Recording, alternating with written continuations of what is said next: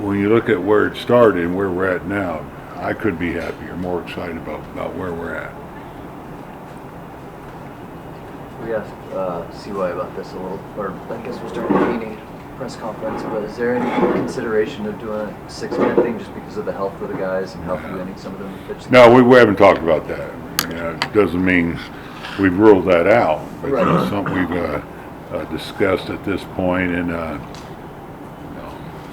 we're always going to be open-minded on if we think it's what's best for the rotation, or even players with their playing time, load management, things like that. So I'm sure it will come up, but at this point, no, we haven't talked about it.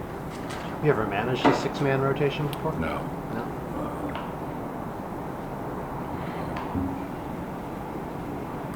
How much have you learned about, I mean, obviously with the pitchers coming in, but how much have you really sat down and learned about the everyday roster and what you've got? I mean, obviously we know the Seagers and the Simeons, but how much have you kind of dove into what you got? Yeah, I've looked at it. I mean, it's going to be. I think a team that's going to score runs like they did last year. I mean, they did a good job. You look at the infield, behind the plate. We're going to Mitch back. That's another bat. I know there's been talk about maybe adding another bat, in the outfield, corner outfielder. But I've looked at it.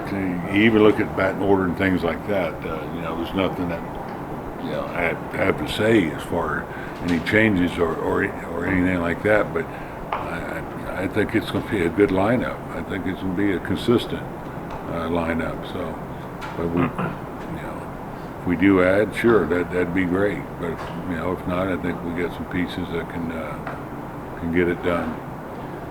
So you said you just said you played with the lineup in your head, or no?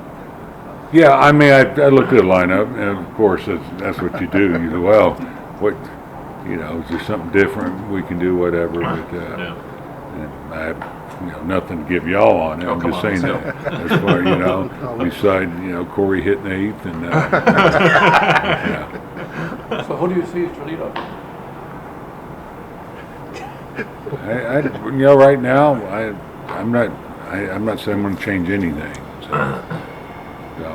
I don't want to pencil that in until we put more thought in it, see where we're at as we go in spring training, and the question I can answer better as we get in the middle of spring training. Then I can tell you exactly what I'm thinking. Well, what do you like in the leadoff hitter? Because it seems like that's kind of changed. Like a lot of teams have a guy that can start the game with a home run. Yeah. As much as. Well, I mean, I'm like anybody that manages. You love home runs. I think if anything, you like a guy that can control the strike zone. That's I think important in that leadoff spot. But I'm a big believer. Hey, if things are getting a little stale, you move it around and move somebody else there. But with this team the way it's set, that's not something that looks like that you'll be doing, because we're going to have a set lineup, and I think for the most part, players prefer that. But sometimes you do mix it up just to mix it up, or you need some help in the heart of the order, things like that. So that's what I'm saying. These things are going through my head already. You mentioned sit down right now, like we're asking you all lineup questions and roster construction questions, and that's a big part of the winter. But the rule changes that are coming in for this year, and the way the game has changed over the 3 years that you were out, how much are you spending on what I need to more familiarize myself with? I'd say more than anything, make sure the rule changes, and I'll say in particular, the throwing over, the holding the runners. It's a different strategy now. Some things have made it probably easier, although I'd prefer it the other way. To facing the three hitters and things like that. It's out of your control. But Now, when you're limited to 2 throwovers or step-offs, there's going to be some strategy involved with this. When you look at these rules, you know, you throw over twice, is the guy going to break with like 2 seconds ago, you know? So you're thinking of maybe a play you can put in, things like that. You know, your strategy, you know, I think you're going to see a lot of managers conservative. They don't want to fire that second bullet and throw over, and you know, to keep that. You may see more pitch outs, so that's probably going to change the game as much as anything. I think you're going to see the slide step even become more prevalent now, especially after a couple throwovers. Right, your fastest slide step, right? Yeah. So, you know, that's. But really, I mean, as far as the no shift thing, that's, you know, you're still going to put them where you think they should go. On that note, between the throwovers and then also the slightly bigger bases, I think Bubba Thompson is an interesting guy to watch this year. How much have you familiarized yourself with him, and kind of just what's your assessment of where he is as a player? Well, Bubba, he's one of those guys you know he's going, and he's still odds are he's going to make it. You know, he's that gifted. Jumps and pure speed. So, you know, it's definitely an advantage for someone like Bubba. It does add several layers to come to Yeah. spring training, doesn't it? With you got to adjust for this, and this. Yeah. When you think, And the hitter, you know, the time he has to get in there, and you know, the seconds and everything. You know, third baseman, you know, he realizes the clock's going down. He wants timeout, tie his shoe. I mean, this is all going to be a judgment calls on the umpires now. You know, they probably let you get away with it once, but after that, yeah.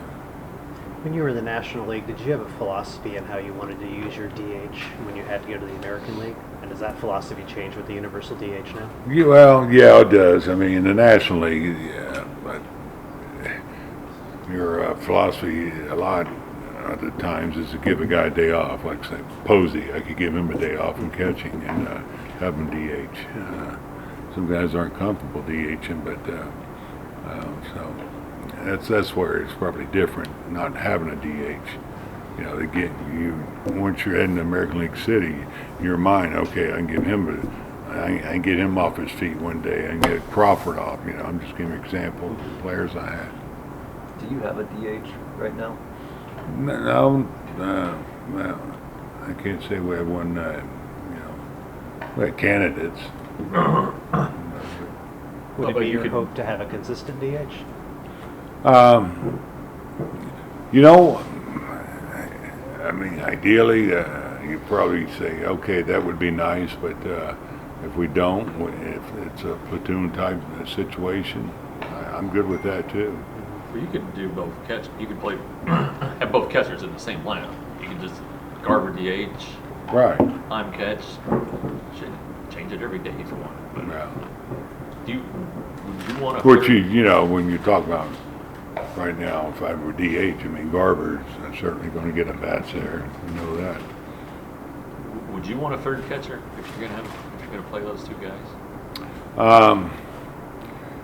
No, not, you know, it was always nice to have that third catcher, you know, in case you ran for him, but I don't think it's necessary.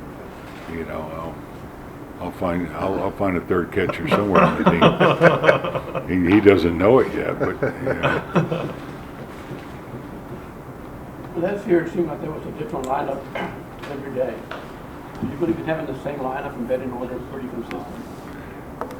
You know what? It's up to the manager to adapt to his club. I don't want to be general, you know, vague or, you know, or just general on this, but you know, if you can have the same lineup every day, you're pretty good. I will say. You know, you look at the Braves and their success. I mean, it's incredible. I'd play them. Bobby didn't need to send the lineup over. I knew who was out there. I mean, that's, you know you're good. But I do. You know, you do realize this game has changed a little bit. Guys are getting a little bit more rest and trying to keep them fresher. So, you know, you do mix it up a little bit more than And you have, and I'm a big believer in mixing it up.